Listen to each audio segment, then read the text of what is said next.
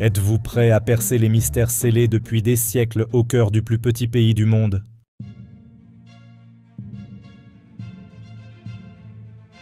Le Vatican est un lieu de pouvoir et d'intrigue, où seuls quelques privilégiés ont accès à ses archives secrètes. Quels secrets se cachent dans ces couloirs labyrinthiques et ces bunkers souterrains? Certains murmurent que le Vatican aurait été en contact avec des civilisations extraterrestres et que ces archives anciennes détiendraient la clé d'une histoire oubliée, faite de pouvoirs secrets, de sociétés secrètes et même de prophéties apocalyptiques. Mais quelle est la vérité? Suivez-nous dans un voyage au cœur du monde fascinant et mystérieux du Vatican, à la découverte des secrets que recèlent ses murs. Une aventure à ne pas manquer. Bienvenue dans ce nouvel épisode. Le Vatican est le plus petit pays du monde, mais aussi l'un des plus mystérieux. Un pays qui compte à peine 1 millier d'habitants et qui ne possède pas le moindre hôpital. Les musées du Vatican, la chapelle Sixtine, les chambres de Raphaël et la basilique Saint-Pierre.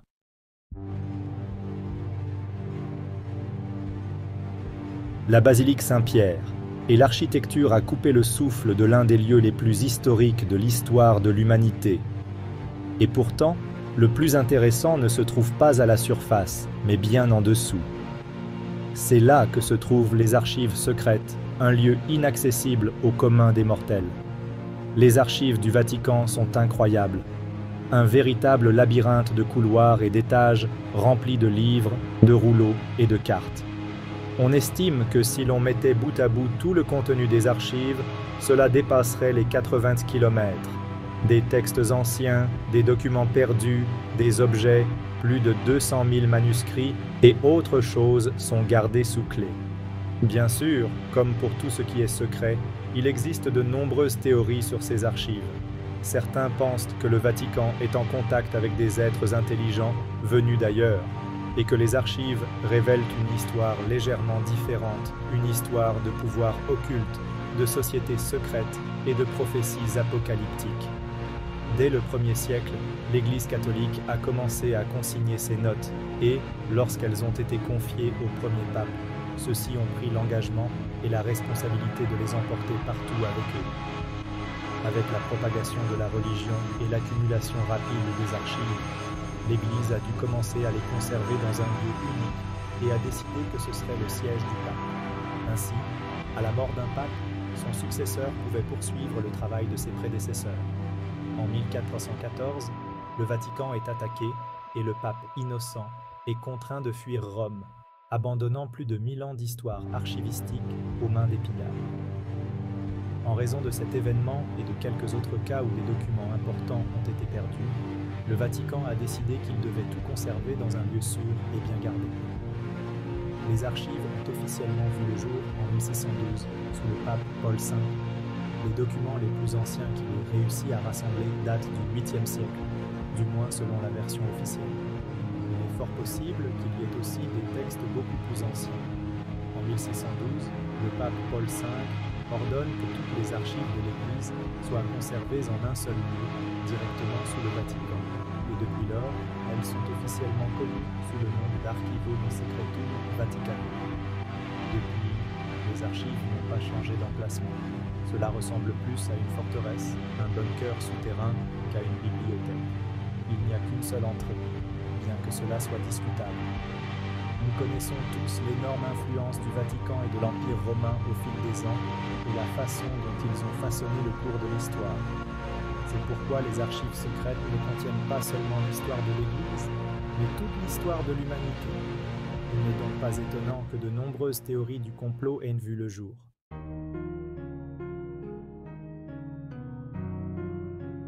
Commençons par ce qui est réellement certain d'être conservé dans les archives du Vatican. Les archives du Vatican contiennent une multitude de documents historiques précieux. Nous y trouvons de nombreuses lettres écrites par différentes personnes aux papes de l'époque. Les archives contiennent les édits officiels des papes, comme le document par lequel l'hérétique allemand Martin Luther a été excommunié. Un autre décret intéressant est celui par lequel le pape Alexandre VI, en 1493, a divisé le monde en sphères d'influence entre l'Espagne et le Portugal. Bien sûr, rien de nouveau sous le soleil. L'Union soviétique et les États-Unis n'ont pas été les premiers à vouloir se partager le monde. En 2001, les archives des Templiers, perdues depuis de nombreuses années, ont été retrouvées.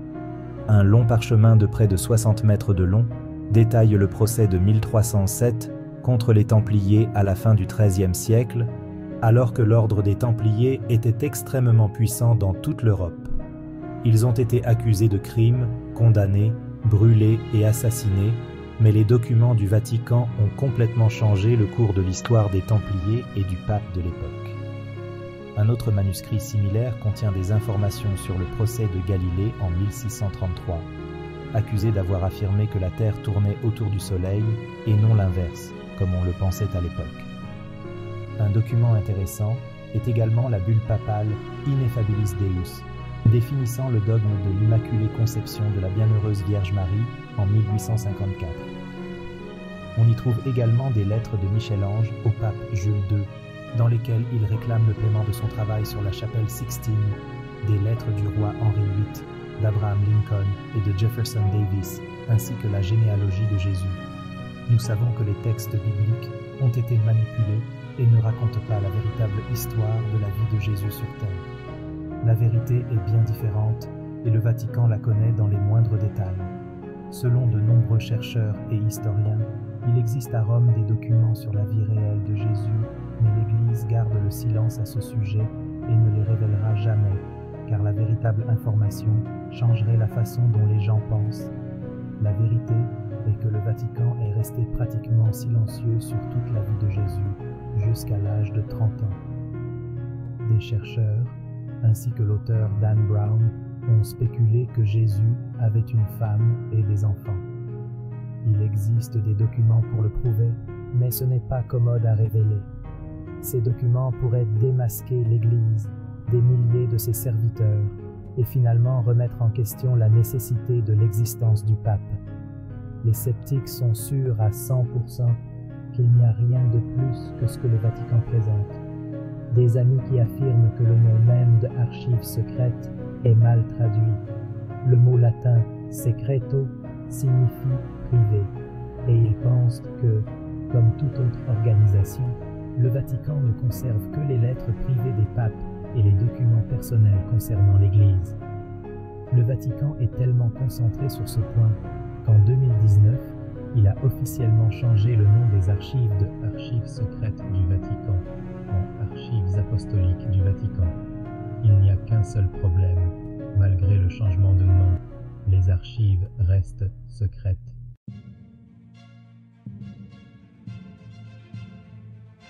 Qui peut accéder aux archives du Vatican et comment? Pendant des siècles, pratiquement personne n'y a eu accès, si ce n'est le pape lui-même. Ce n'est qu'en 1881 que le pape Léon XIII a autorisé un accès limité à ce trésor d'informations. Pour être admis dans les archives, il faut être un universitaire reconnu, approuvé par les autorités du Vatican.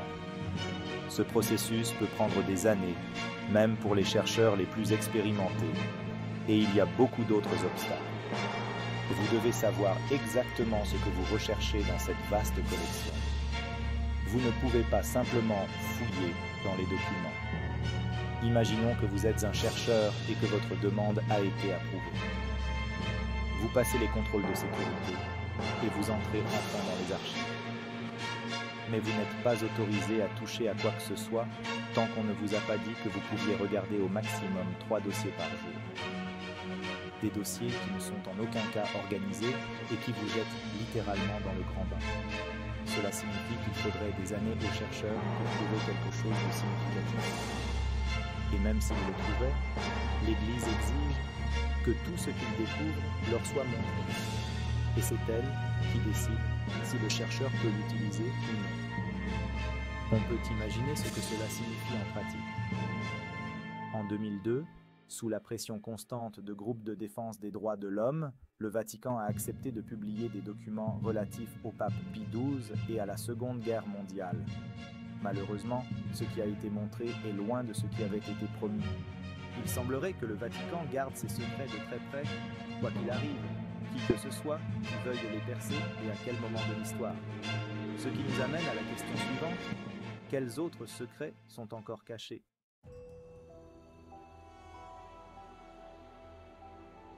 Certains pensent que les archives contiennent des informations sur l'existence réelle de nombreux artefacts religieux mythiques, tels que le Saint Graal, l'Arche d'Alliance, la vraie croix, la couronne d'épines. D'aucuns pensent qu'une copie originale de la correspondance entre saint Paul et l'empereur romain Néron, qui prouverait l'existence de Jésus-Christ, est conservée quelque part. Mais si un tel document existe, pourquoi est-il gardé secret ? D'autres encore affirment que les archives contiennent des documents prouvant que le Christ n'a jamais existé. En 1750, des archéologues ont découvert un livre ancien dans la tombe de Salomon à Jérusalem. Il était écrit en hébreu ou en araméen, mais il s'est avéré qu'il s'agissait d'une copie d'une version plus ancienne, datant probablement du XIIIe siècle, voire plus tôt. Mais le plus intéressant n'était pas de savoir quand le livre a été écrit, mais son contenu.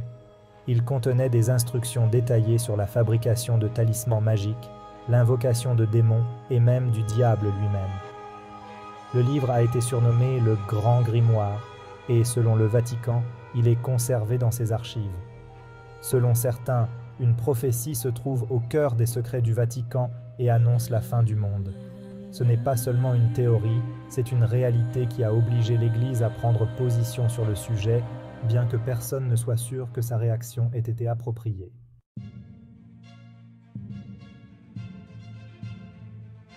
This is the story of the secrets of Fatima. In 1917, 3 Portuguese children received mysterious prophecies and multiple visions of the Virgin Mary, one of which appeared before the eyes of thousands. According to a statement from the Vatican, the third child saw a city entirely destroyed, many bodies in the streets, and the Pope climbing the highest hill in the vicinity, praying before being killed. But the supposed revelation of this secret failed to quell the world's fears, as everyone continued to claim that the whole truth had not been told, and that the children had in fact witnessed the arrival of the Antichrist.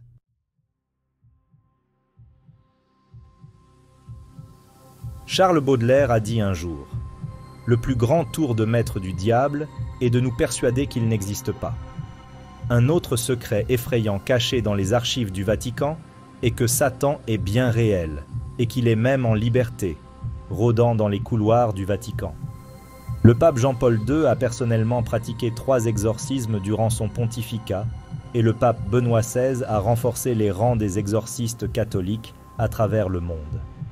En effet, le père Gabriele Amort, l'exorciste en chef de l'Église, a affirmé avoir personnellement chassé plus de 300 démons par an depuis son bureau du Vatican et qu'il y a 350 exorcistes travaillant au nom de l'Église catholique en Italie seulement.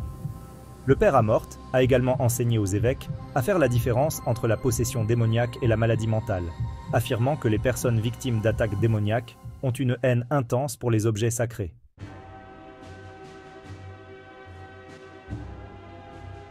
Comme dans un film, la légende raconte que le Vatican conserverait également des documents sur l'existence d'un pape femme. À la mort du pape Léon IV, une femme aurait été choisie pour lui succéder, à condition qu'elle se travestisse en homme et prenne le nom de Jean Anglicus. Elle aurait régné pendant près de 2 ans, avant d'être démasquée en accouchant, mettant ainsi fin à sa supercherie. On peut d'ailleurs observer, sur plusieurs peintures autour de l'autel de la basilique Saint-Pierre, une femme portant la couronne papale, et Gian Lorenzo Bernini lui-même a sculpté un visage féminin sur la poitrine d'un haut dignitaire religieux. Autant d'éléments qui nourrissent la théorie d'une conspiration et pourraient bien faire de cette légende une réalité.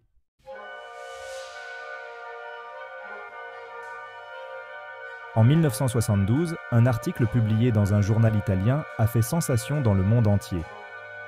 On y affirmait qu'une machine capable de photographier le passé avait enfin été inventée. Le père Ernetti a déclaré avoir utilisé le chronoviseur et avoir pu être témoin des derniers jours de Jésus-Christ, et même prendre une photo qui a été diffusée à la télévision. L'appareil ressemblait à une télévision, à la différence près qu'il était possible de se connecter au passé et de voir et d'entendre des événements qui s'étaient produits au cours des siècles. Vrai ou non, nous ne pouvons pas le savoir, mais les choses deviennent certainement de plus en plus intrigantes.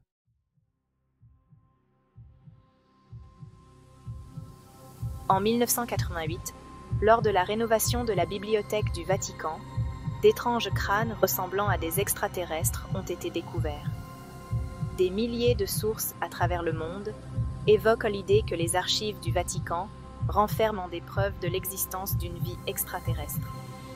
On sait tous comment l'Église perçoit la simple idée d'un contact avec d'autres êtres, mais en 1998, le cardinal Corrado Balducci a rappelé à tous un passage du Nouveau Testament dans lequel saint Paul fait référence au Christ non seulement comme au roi du monde, mais aussi comme au roi de l'univers. Comme l'a ajouté Balducci, cela signifie que tous les êtres de l'univers, y compris les extraterrestres, sont en relation avec Dieu. Que savent Balducci et le Vatican sur l'univers que nous ignorons?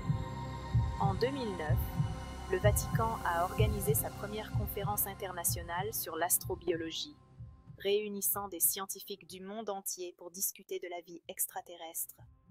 Comme l'a dit le légendaire astronaute américain Gordon Cooper, l'un des 7 premiers hommes envoyés dans l'espace, si vous voulez en savoir plus sur les extraterrestres et les petits hommes verts, adressez-vous au Vatican.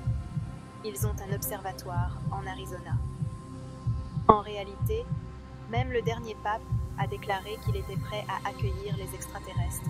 Et qui sommes-nous pour leur fermer la porte? Fait intéressant, le Vatican utilise un télescope très puissant pour explorer le cosmos, qui porte le nom de Lucifer. Oui, le Vatican recherche des extraterrestres à l'aide d'un télescope appelé Lucifer. Au final, que savent-ils sur les extraterrestres que nous ignorons? Qu'il s'agisse du diable ou de notre passé, quoi que ce soit, c'est probablement caché au plus profond de leurs archives secrètes et bien gardé, et nous ne le saurons peut-être jamais vraiment.